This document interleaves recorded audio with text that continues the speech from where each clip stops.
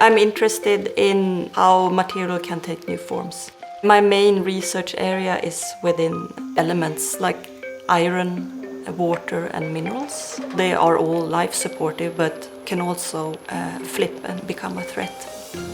For example, with iron, which is one of my big fascinations, it's really this super life-supportive element that we all need. But it's also an element that we don't really pay attention to because you can literally scoop it up from everywhere. But it's also an element that kind of gets attention when it creates a problem. For example, that a whole city needs to move to make way for a new mine. It's this double-sidedness that I'm quite interested in. In 2016, my initial proposal for the Bada Award was that I wanted to work with the iron and extract iron from human blood. I was interested to work with the placenta. It's different blood vessels that intertwine. It kind of reassembles as a labyrinth. And in this labyrinth, it's actually where the mother and child intimately first meet. We collected the placentas, then we needed to prepare the placentas by cutting them and drying them, and then with the smith building a big furnace. It was a big responsibility, but the smith actually managed to get a little bit of iron out and then to hammer it and make a piece of iron metal. The idea of the compass came from the labyrinth as something you are born in, and then you grow up and you create a kind of an inner compass in yourself, and then you're following that right or wrong or left or right. So that's how the compass came to be. We magnetized it so it actually aligns towards the north gravity on Earth.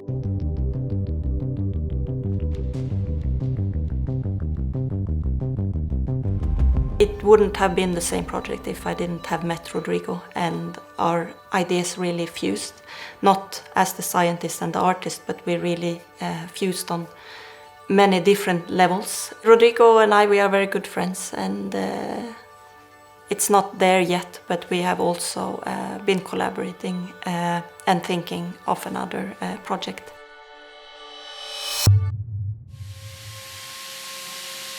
Contemporary diagram that I'm showing at MU started with how air pressure and water are related.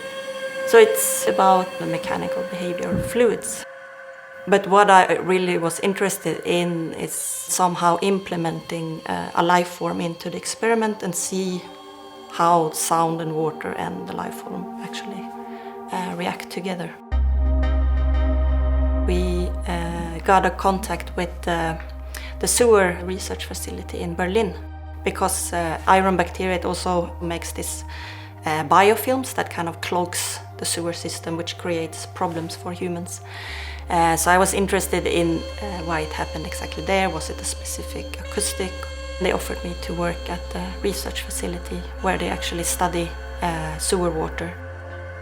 We decided to set up 8 different sounding systems that were then going to be filled up with the water from the sewer, and then apply a sound source to the different aquariums. So some of the frequencies are below human hearing, that also some whales, for example, use to communicate, and some are above human hearing, that other animals, for example, use to communicate. And one from the solfeggio scale, from the miracle frequency of 528 hertz, that I'm singing on a tone which is me, me, me, me. We also submerged a plate of iron.